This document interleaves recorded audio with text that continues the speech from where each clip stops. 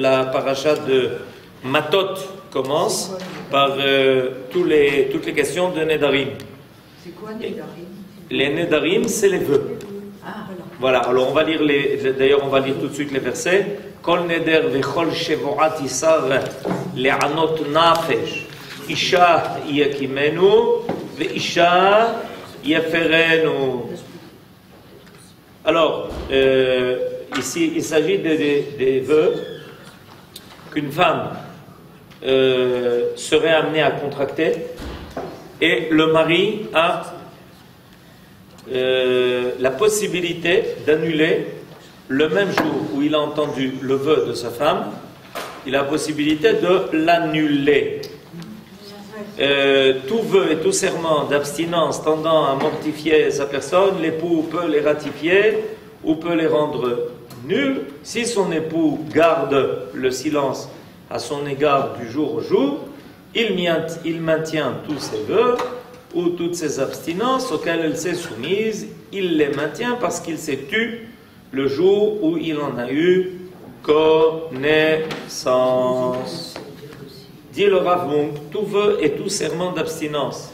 Puisqu'il est dit que le mari peut annuler un vœu, on aurait pu croire que ce pouvoir s'étendait à tous les vœux. Non. Pour écarter cette hypothèse, le verset ajoute, tendant à mortifier sa personne, le mari ne peut annuler que les vœux de mortification tels qu'ils sont expliqués dans le traité Nedarim. D'ailleurs, un mari ne peut pas annuler tous les vœux que sa femme fait. Ce sont en général des vœux qui le concernent aussi. Par exemple, je donne un exemple. Si une femme fait le neder ne pas manger de viande, elle aura un problème avec son mari parce qu'elle ne peut plus manger avec lui à table. Ça le concerne aussi. Maintenant, si ce sont des choses qui n'ont rien à voir avec ce qui le concerne, alors à ce moment-là, il est évident qu'une femme est comme toute autre personne qui fait un neder, et on va voir maintenant la gravité des nedarim. La gravité des nedarim. Les chapitres relatifs aux vœux et aux serments dans le Shulchan Aruch commencent par la règle « Ne sois pas habitué à prononcer des vœux ». Prononcer un vœu, c'est comme construire un autel à l'époque de l'interdiction des autels. Et l'exécuter équivaut à offrir un sacrifice en dehors du temple. C'est mienne cette comparaison que nos sages font. Prononcer un vœu, c'est comme construire un autel à l'époque de l'interdiction des autels. Ça veut dire quoi?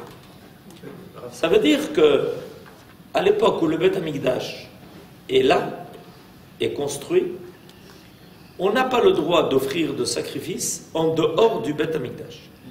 Il y a eu des époques où, pendant une certaine période de temps assez bref, il n'y avait pas eu de Beth Amikdash, il n'y avait pas eu de Mishkan non plus à Shiloh. Chacun pouvait construire un autel à côté de sa maison et offrir un sacrifice, évidemment, à Dieu. Mais dès que le Beth Amikdash a été construit, il est formellement interdit d'offrir tout sacrifice en dehors du Beth Amikdash. Alors maintenant, pourquoi comparer le fait de faire un neder, c'est-à-dire un vœu, à construire un autel? Le réaliser, c'est comme offrir un sacrifice en dehors du Beth Amikdash. Yosef, qu'est-ce que vous en pensez? Vous êtes Lévi. Moi, je suis Lévi, mais c'est pas ça le problème. Le problème, c'est que dans ces cas-là, si c'est comparable à un sacrifice dans un hôtel, sacrifice interdit, pourquoi avoir autorisé les nedarim? Il y a fait. Ça, c'est une bonne question. Et la réponse qu'on peut faire à cette question est qu'il y a des cas où ça aide. Il y a des cas où quelqu'un n'arrive pas à surmonter ses instincts, des difficultés de volonté qu'il a. Et il est intéressant de voir que quelqu'un se sent plus obligé par ses propres vœux que par ce que la Torah lui interdit. D'accord? Je fais le vœu de me lever tous les matins venir prier au Beit HaKnesset et de mettre les tefilines. Zéou. Le lendemain, sa femme le voit se lever, aller au Beit HaKnesset et mettre les tefilines. Elle est stupéfaite. Parce que ça lui arrive à l'âge de 56 ans. J'espère que personne n'a 56 ans. Ok? Et elle lui dit, mais qu'est-ce qui t'est arrivé, mon vieux? Ben, j'ai fait un vœu. J'ai fait un éder. Et j'ai échappé à un accident très grave. Et j'ai fait le neder que si je m'en remettais, je me lèverais tous les matins pour aller au Beit HaKnesset et mettre les tefilines. Mais ton voisin, il le fait déjà depuis 60 ans. Et il n'a pas fait de neder. Non, c'est la différence. C'est-à-dire qu'il y a des cas où les vœux vont servir à quelque chose. Donc la Torah ne les a pas interdits, comme par exemple pour le nazir, où le Rambam dit qu'être nazir, ce n'est pas une bonne chose. Alors pourquoi la Torah l'a permis? Dit le Rambam, c'est comme si tu me posais la question de savoir pourquoi les médicaments existent-ils. Si quelqu'un est en bonne santé et qui prend des médicaments, les médecins vous diront c'est une erreur grave de votre part. Mais si quelqu'un est malade et qu'on ne lui donne pas les médicaments qu'il faut, c'est une erreur grave. C'est-à-dire qu'il y a des cas, comme je viens de donner un exemple, et il y en a d'autres, où les personnes font un vœu et ils se sentent plus tenus par leur propre vœu que par ce qui est marqué dans le Shulchan Aruch. C'est comme ça. Comment dirais-je, la nature humaine est faite de cette façon.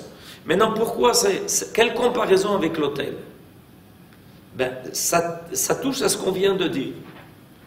La Torah a fixé quels étaient les corbanotes qu'on devait amener. La Torah a fixé l'endroit où on devait amener ces corbanotes.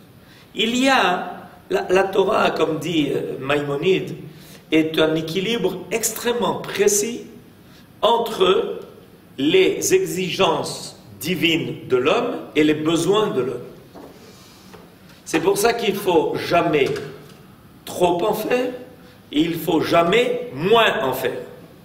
Parce que tu détruis cet équilibre. Alors, voilà que la personne s'enthousiaste et dit, oui, moi ça ne me suffit pas de monter 3 fois par an à Yerushalayim et d'arriver au Beth Amikdash pour amener les corbanotes. Je veux un hôtel à côté de moi parce que tous les matins, je me lève, je veux amener des corbanotes. Qui dit que c'est bien?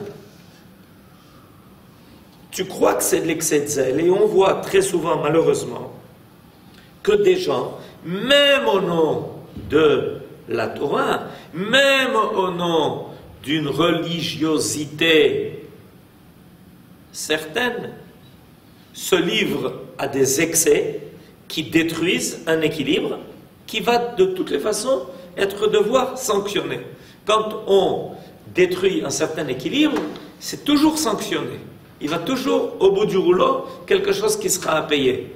Alors, tu fais un vœu, mais tu t'interdis. Si ce n'est pas un vœu, comme je l'ai dit tout à l'heure, qui est positif, pour t'obliger à des choses auxquelles de toutes les façons tu es tenu, mais ça s'appelle Nidre Ziruzin, c'est pour les Isdarez, la sorte, et que tu te rajoutes des interdictions, tu te rajoutes des obligations. Tu n'as pas besoin de rajouter un hôtel. Il y en a un, il suffit.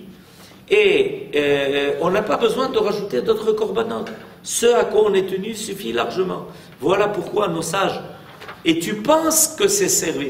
Mais quand quelqu'un construit un hôtel à côté de sa maison et qu'il amène des corbanotes, lui, et il amène des corbanotes qu'il va offrir à Dieu, lui, il est certain qu'il vient, comment dirais-je, satisfaire Dieu. Mais malheureusement, on va entendre à la Haftara de la veille de Tisha B'Av, comment le prophète Isaïe va adresser des reproches graves au peuple en leur disant « Mais qui est-ce qui vous a demandé d'amener tous ces sacrifices? Qui est-ce qui vous a demandé de souiller ma cour ?» Et les commentateurs disent « Mais comment les sacrifices sont marqués dans la Torah? Mais vous amenez des sacrifices et votre cœur n'est pas là. Vous faites ça en automate. Vous faites ça en technique. Et vous n'amenez pas avec vous ni votre âme, ni votre cœur. Alors, c'est pour ça que il y a une remarque grave à propos de quelqu'un qui s'oblige et qui s'interdit des choses que la Torah n'a pas interdit. Parce que ça risque précisément de t'amener à te permettre des choses qui sont interdites. En général, quand on interdit des choses qui sont permises, on finit par permettre des choses qui sont interdites. C'est le principe. C'est quelque chose de méanienne, ça. Ah, je n'ai pas compris ce que vous avez dit tout à l'heure. L'équilibre entre les exigences divines de l'homme. Les exigences divines de la part de l'homme, ce qui est exigé par Dieu de l'homme, et les besoins de l'homme. Akadosh Baruch Hu ne nous demande pas de jeûner pendant 40 jours d'affilée. Il nous demande de jeûner 6 fois par an. Non, pourquoi? Autant jeûner tous les jours. Non, non, pas du tout. Il y a une exigence divine de la part de l'homme, mais il y a aussi ce qui est tenu. La Torah tient toujours compte de la nature de l'homme. Il y a beaucoup de questions qui sont posées dans ce domaine. Beaucoup de questions. Où à chaque fois, les gens disent comment se passe-t-il que la Torah a permis ça ou a interdit ça? Réponse, parce qu'il n'y a pas quelqu'un qui connaît mieux l'homme créé que le Créateur. Et il sait exactement qu'est-ce qu'on peut exiger de l'homme et qu'est-ce qu'il ne faut pas réclamer de l'homme. Parce que si on réclame plus que cela, c'est comme, on voit toutes les religions qui n'ont pas cet équilibre-là, elles amènent toujours à des extrêmes. Elles amènent toujours à des situations anormales, qui ne sont pas naturelles. Ou le rejet. Ou le rejet total, à cause de ça. C'est pour ça qu'à la suite du christianisme est venu l'athéisme. C'était normal. Il n'y a absolument rien de surprenant. L'athéisme en tant qu'idéologie, qui a pris naissance il y a de cela 200, 300 ans, était la conséquence normale de ce que la chrétienté a voulu exiger de la part de l'homme. Alors, de même, on évitera de prononcer un serment, on demandera à être relevé de serment en cas de nécessité. Même pour les libéralités, il n'est pas bon de prononcer des vœux, mais si l'on a en main ce que l'on veut donner, on le donnera immédiatement. Et si on ne l'a pas, on attendra de l'avoir et l'on donnera sans vœu. C'est-à-dire, même si tu dois donner de la tzedaka, tu dois faire du chesed, tu as besoin de faire un vœu pour ça. Quand tu l'as, donne-le. Ben, Dieu, pas besoin de... Rav, je peux Oui. Encore couper, excusez-moi. Quelle différence on fait entre... Au début, il parlait de vœux, et là, il parle de serment. Ça s'appelle neder ou shvua. Il y a une différence entre neder et shvua. Neder, pardon, neder porte sur quelque chose. Je fais le neder de offrir 10 chumashim au Bet Amikdash, au Bet HaKnesset. Shvua, c'est un serment, c'est ce qui oblige la personne. Je jure de, c'est-à-dire j'oblige ma personne. Je jure de. Alors que le neder, il porte sur un objet, il porte sur quelque chose en général de concret. D'accord? J'ai une somme de 1000 shekels, je fais le neder que ces 1000 shekels iront à la tzedaka. Par contre, si quelqu'un dit un serment, je jure de donner 1000 shekels chaque jour à la tzedaka. C'est autre chose. Alors, il y a c'est ce qui s'appelle Nedarim ou Shvuot. D'ailleurs, il y a 2 Masertot dans le Talmud. Il y a une Masechet qui s'appelle Masechet Nedarim, et il y a une Masechet qui s'appelle Masechet Shvuot. Alors, ce que je voudrais voir avec vous, c'est quelque chose qui précisément touche au jour où nous nous trouvons en ce moment.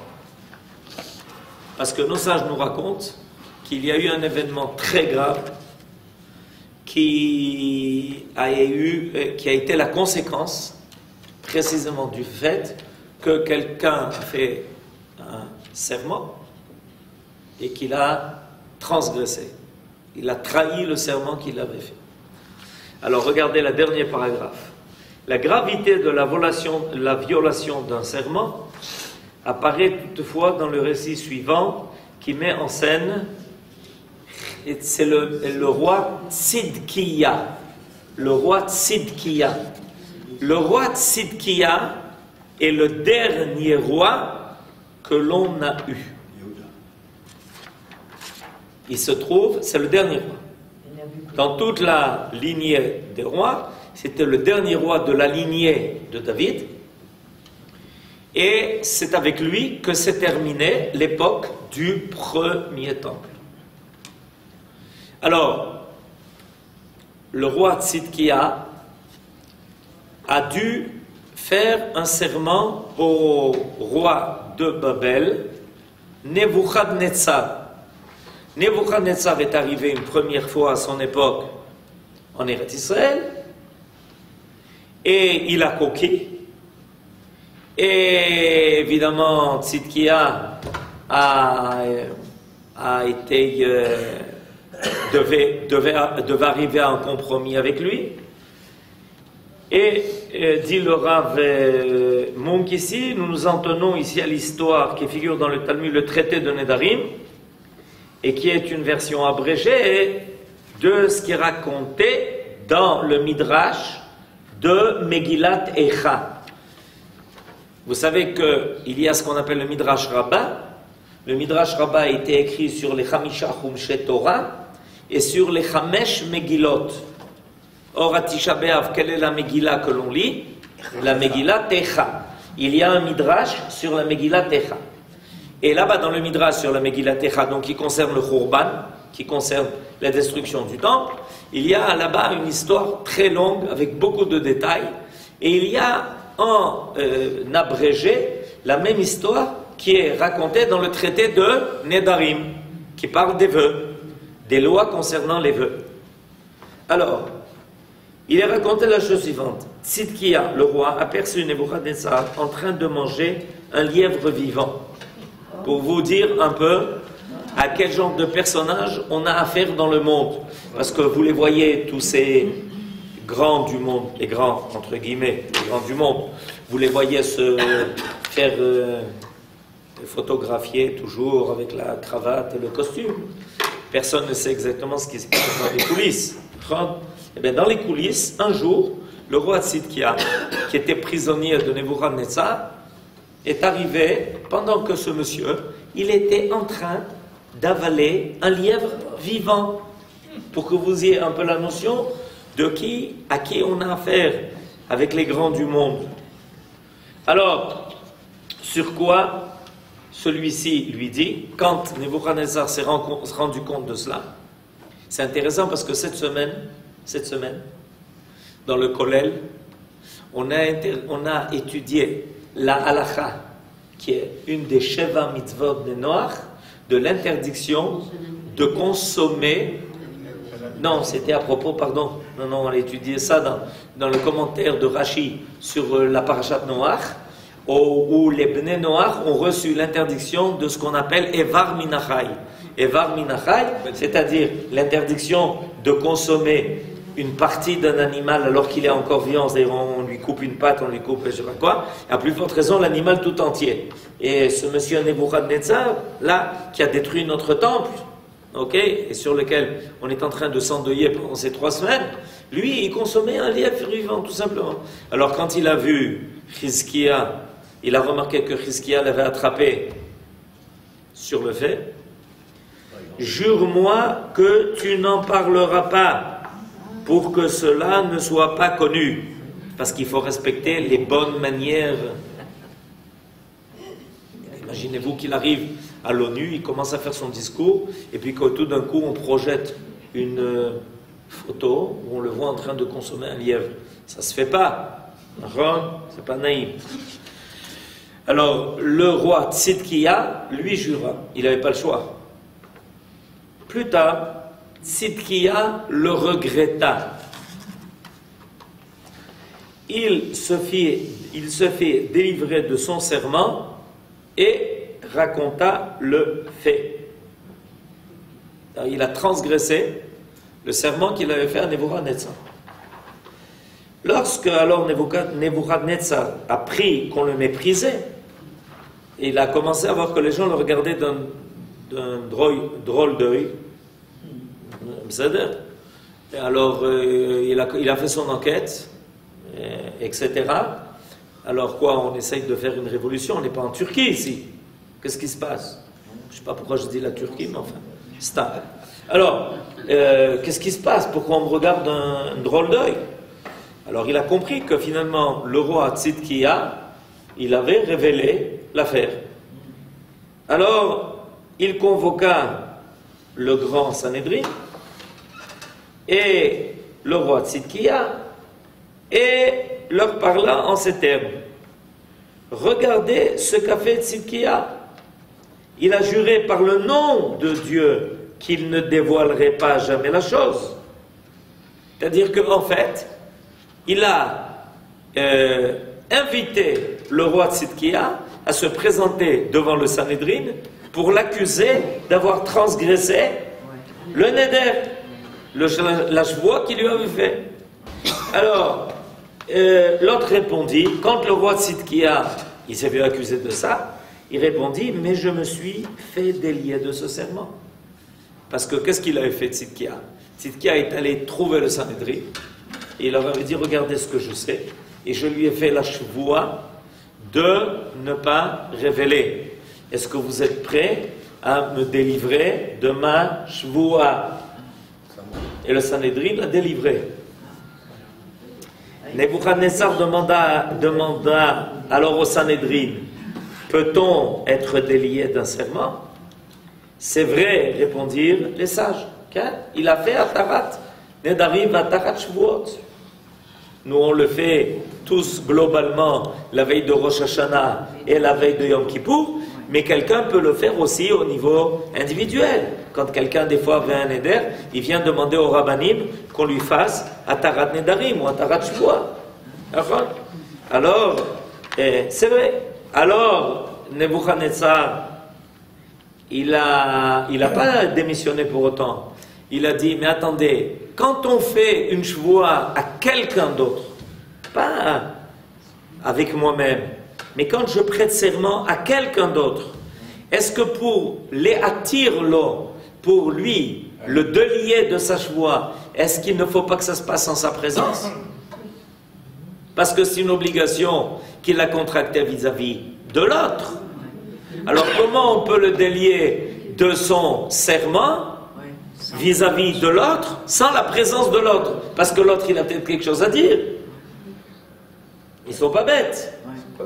Ils sont réchaïm, ils ne sont pas bêtes. Ça le problème. Oui, on peut manger d'un lièvre, mais ne pas être bête. Il faut savoir ça. Les plus grands réchaïm, leur véritable problème, c'est qu'ils sont intelligents. S'ils étaient bêtes, ça serait plus facile. Le véritable problème, c'est qu'ils ne sont pas bêtes. Alors il a dit, mais comment vous l'avez délivré de sa chevoie, vous l'avez délivré de son serment, alors que je n'étais pas là? Seulement en sa présence, de celui que le serment concerne, ou même en son absence, vous pouviez le délivrer même c'est-à-dire en mon absence à moi. Il lui a répondu, ah tu as raison, c'est seulement en sa présence. Opa! Il leur dit alors, qu'avez-vous fait? Pourquoi ne l'avez-vous pas dit à Tzidkia? Il fit descendre de leur trône d'or et asseoir à terre, frapper de stupeur les anciens de la fille de Tzion. Ils ont répandu de la poussière sur leur tête, se sont revêtus de silice. Ça, c'est le verset qui est dit dans la Megillat Techa, chapitre 2, verset 10. C'est-à-dire que ça concernait. Le roi Nebuchadnezzar a dit, ah, c'est comme ça que vous agissez. Ok, tout le monde a été jeté en exil. Le temple a été détruit, Jérusalem a été détruit, le temple a été brûlé, Tzidkia, il lui a percé les yeux. Et évidemment, tout le monde a été puni. Pourquoi? Pour avoir un truc. C'est-à-dire que des fois, il faut faire attention. Il faut faire attention. Il faut faire très attention. Les Baléa Tosafot essayent de résoudre le problème. Comment le Sanhedrin a pu-t-il faire une chose pareille au niveau de la halakha? Ils trouvent une justification à ce qu'ils ont fait, mais en tout cas, pour un goy, ça ne marchait pas. Il faut faire attention. Il faut faire attention. Rappelez-vous qu'à l'époque de Yehoshua, il avait été berné par les Givonim, qui s'étaient fait passer pour des gens qui étaient extérieurs au pays d'Israël. En réalité, ils avaient réussi à soutirer une alliance avec Israël et leur avait été promis que rien ne leur serait fait. C'est une histoire extraordinaire qui est racontée dans le livre de Yoshua. Quand ils se sont aperçus que tout ça c'était toute une histoire montée, Yoshua n'a pas accepté d'annuler l'alliance qui avait été contractée avec eux. Pourquoi? Parce qu'il a eu peur de Chilul Hashem. Il a eu peur qu'on dise, ah, les enfants d'Israël, ils font des alliances, ils promettent des choses, ils font des vœux, ils font des serments, et ils ne les respectent pas. Il n'a pas accepté. Finalement, bon, il y a toute une histoire avec les Givonim, mais il faut savoir que c'est ainsi pour l'opashut. Il faut trouver le moyen de se soustraire à des serments et à des vœux, et quand on les fait, en tout cas, pourquoi cette histoire a été amenée? Pour nous montrer que des fois, il peut y avoir des répercussions très graves qui vont bien au-delà du fait que tu n'as pas... quelqu'un n'a pas respecté son vœu, etc. Mais en réalité, il peut y avoir des conséquences très graves. Conclusion, il vaut mieux pas faire de vœu. Deux, si par hasard on a fait un vœu, il vaut mieux le réaliser. Et en tout cas, ne pas oublier de faire Atarat Nedarim. Zéou. Et nos sages nous disent, de toutes les façons, on a tous juré au Har Sinaï de respecter la Torah. Donc à ce niveau-là, on a tous juré, on est tous tenus par cela. Et, je peux me permettre, Bien sûr. Ce que vous dites, je pensais à... j'avais entendu une explication, une raison pour laquelle à Kol Nidre, on sortait le Sefer, on le prenait dans les mains. C'est parce que c'était l'annulation, la cérémonie d'annulation de tous les vœux, sauf le vœu qu'on a de la Torah. Shabbat Shalom. Est-ce que quelqu'un n'a pas reçu le